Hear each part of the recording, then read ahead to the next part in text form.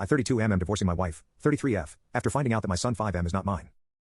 Well, a couple of weeks ago I found out that my wife cheated on me 6 years ago. The way I found out is that her sister told me after going to visit her to find out how the delivery of her first child was. She confessed to me that 6 years ago my wife told her that she slept drunk with her best friend. In her words, my wife was very sorry. At the time she told me I was with my son, and immediately after leaving her house I went to take a paternity test with him, fearing the worst. A week later I get the results and my fears came true. My son is not mine. For some reason, I began to see the boy differently, more as an acquaintance than a son. With proofs in hand I confronted my wife at night when the child was sleeping. She asked me who told me and I simply told her that it is none of her business. Although obviously it will not take long to connect the dots that it was her sister. Well, that is not my problem now. Regardless of that, I asked her for a divorce, which is now in process. She was devastated. She swore to me more than once that nothing happened with anyone again, that she has been faithful to me in body and soul since then. I held back the urge to insult her to avoid complications during the divorce issue, not believing a word she said, mostly blaming the alcohol instead of taking the blame herself.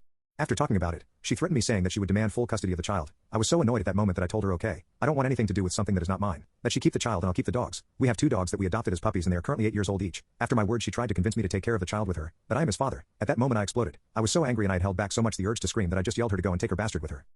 A week has passed since that and I am at home. It is in my name because it is a gift from my parents. She went to her parents' house with her kid. She has not called me since then. She left with everything and the half-asleep kid when I yelled at her, especially since it was the first time I really yelled at her. It sure affected her. I talked to my parents and my dad told me that I did the right thing and that I shouldn't be raising something that is not of my blood, and I agree with him. However, the pain is still there. My younger brother told me to write here to entertain myself. I am currently seeing a therapist 3 times a week, who told me that I have already taken the first step, which was to leave behind what causes me pain. It just hurts to know that my family no longer exists.